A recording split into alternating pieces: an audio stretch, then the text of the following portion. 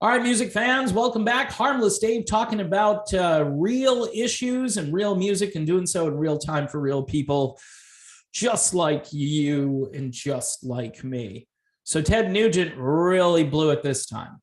He called Justin Trudeau Fidel Jr. And the rock media, which is just another arm of state-run media, which is just part of the corporate political media industrial complex. Yeah, you heard it here first. Let me say that again. The corporate government media industrial complex, where they all think the same. They all cut and paste their so-called facts, and they're doing fact checking on Uncle Ted here. They're saying that Ted Nugent calling Justin Trudeau Fidel Jr. has been debunked, that he's not actually the son of Fidel Castro. And you know, the source they use, the source they use to debunk, well, it's the Associated Press. Yeah. And we know that they're not part of the corporate government media industrial complex. No, not at all. In fact, you know what the AP does is they cite the Cuban government. They say, well, Cuba has denied these allegations. So Pravda says it didn't happen. Joseph Goebbels says, nope, nothing to see here. Woodrow Wilson and his team, nope, nothing to see over here. We've got this covered. We know this didn't happen. Just move along. And so they have a second source, and that source is the Canadian government. Yeah, and you can trust a government who arrests pastors for trying to open their church. You can trust a government that tramples its own citizens using a horse. You can trust a government that tear gasses a reporter who is trying to actually document the slow encroachment from these jackbooted police officers. And by the way, that's a reference to themselves. Apparently on social media, they said something like, hey, it's time to bring out the jack boots. And one of those, I don't know what you want to call them, enforcers was even seen or heard saying something like, yeah, we need to use that horse maneuver, not manure, but that horse maneuver again, because it was so successful. Trampling, by the way, an indigenous woman who was there. I guess she had a walker. So she was a big threat. She was a right-wing extremist, that woman who had a walker who was part of the indigenous class of people in Canada. Okay, so Ted Nugent supports all of these people. And by the way, they keep saying right-wing extremists. There are people there from all walks of life. I watched the live footage when they had it going, and it was a love fest. You had people who probably disagreed on politics. You had people who were representing LGBT who were there, right? You had, and you did, because I actually witnessed the interviews. I saw the flags. And I know the media wants to make this out to be something that it's not.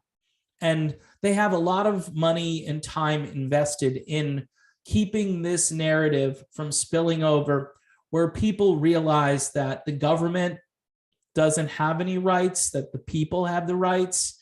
And Canada has a charter, the United States has a constitution, and it's being, hate to use the horse analogy here, but both of them are being trampled.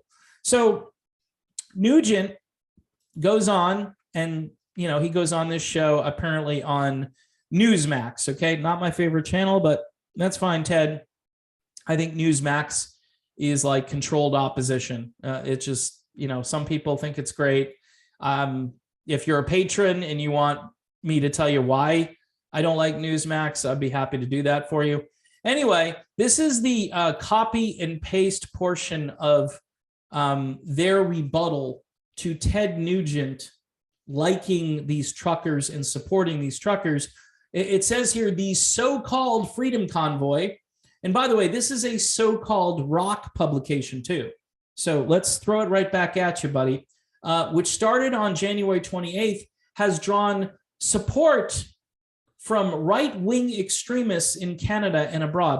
All right, full stop. There are no right-wing extremists in Canada. Sorry, there's zero. There's like, when you think of Canada, do you think right-wing extremists? No. You think of people who have basically gone along with an ever-increasing, ever-growing, we'll call it socialist, capitalist kind of, it's a hybrid, and people are okay with it. And I'm not okay with it personally, but for years, they've been like, okay, you want to have this healthcare thing, we'll do that. If you want, more rules, more regulations, more restrictions, we'll do that, right? And it varies from province to province, but the country in general is fairly center left. So I don't know who the right-wing extremists are in Canada. Apparently, those are the people who want freedom. Now let's continue. They say right-wing extremists in Canada and abroad. The demonstrations have reportedly turned into a broader far-right movement. I haven't seen that.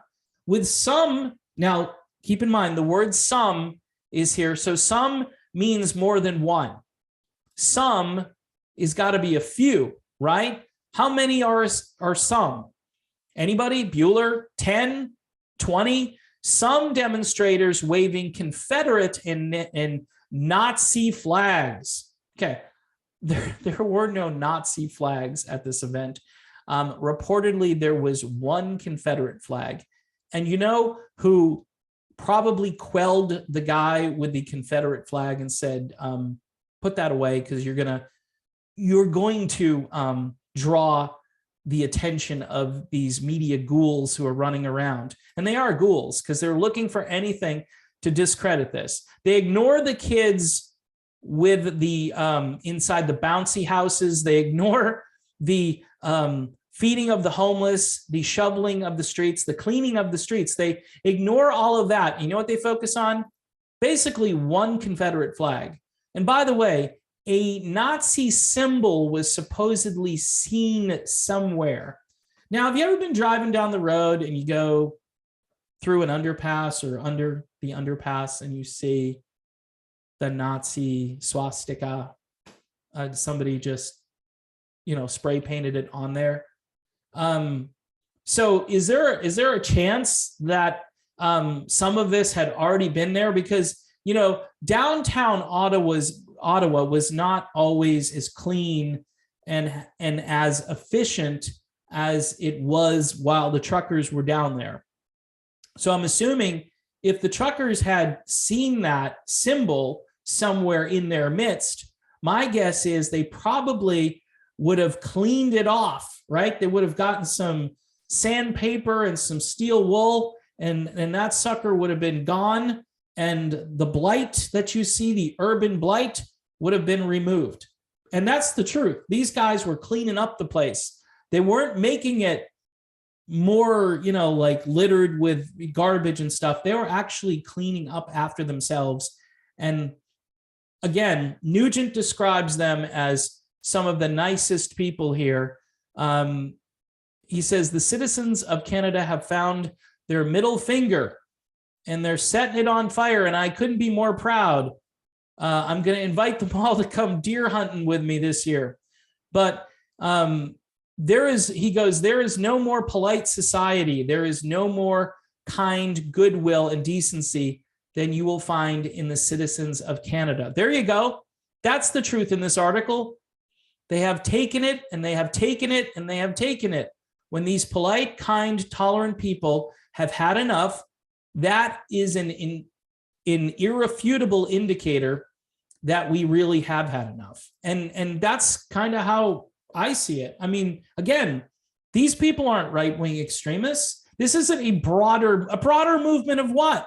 All they want is their freedom. All they want is bodily autonomy. They don't want to be told that they have to do this, like so many others that are constantly being lectured. You walk into a store, it's on the intercom.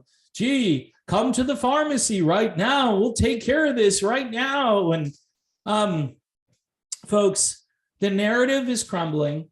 It's crumbling all over the place because the data isn't there anymore. It's not there. And the media, rather than reporting what's actually happening when it comes to real data, they're doing cut and paste journalism, and they're citing Cuba as a reliable source to debunk Justin Trudeau. Now, I don't care if Justin Trudeau is related to Fidel Castro or not. All I know is that his policies are related to Fidel Castro. And whether he's genetically related to him is irrelevant to me, but it wouldn't surprise me. It shouldn't surprise anyone. And I'm not here to put that theory out there as the most important part of this discussion. What's really, truly important is the loss of freedom and the rise of tyranny in Canada. Again, an Indigenous woman got trampled by a horse. A reporter got tear gassed. At least in those two instances, they're documented. You cannot refute those. Those are being preserved, hopefully somewhere, because otherwise they're going to try to scrub all this stuff. And then you've got the police saying things like, "Good, we ought to use that maneuver again." And on their social media, and they're all loving their jackbooted thuggery, and that's what they're doing. And apparently the rock media and most of the rock world thinks it's fine and dandy. And this is disgusting, and it needs to stop. And people need to wrap their heads around the truth. And whether it's via a YouTube channel or communication with people that you know, folks, it's really time to feel a little uncomfortable talking about these things. I walk into a store with a t-shirt like this and I get looks. People think I'm crazy. Free speech, more important than your feelings. Absolutely. 100% more important than your feelings. First Amendment. Sorry, I know this is happening. You don't want to hear it. This is happening, and people need to wake up. So anyway, Uncle Ted, again, telling it like it is, fact-checked with no facts. I mean, look, I get it. These guys like Joseph Goebbels. I get it. But at some point, this whole house of cards has to come tumbling down, or we're going to lose our freedom completely. And people will cheer as we lose our freedom completely, because the mindset is so warped and so decayed that it's hard to even argue with somebody that's this vapid and empty, and they just go along and they don't even see what's about to happen. So anyway, yeah, I'm venting a bit. Thanks for watching. Don't forget to subscribe, and I'll see you soon.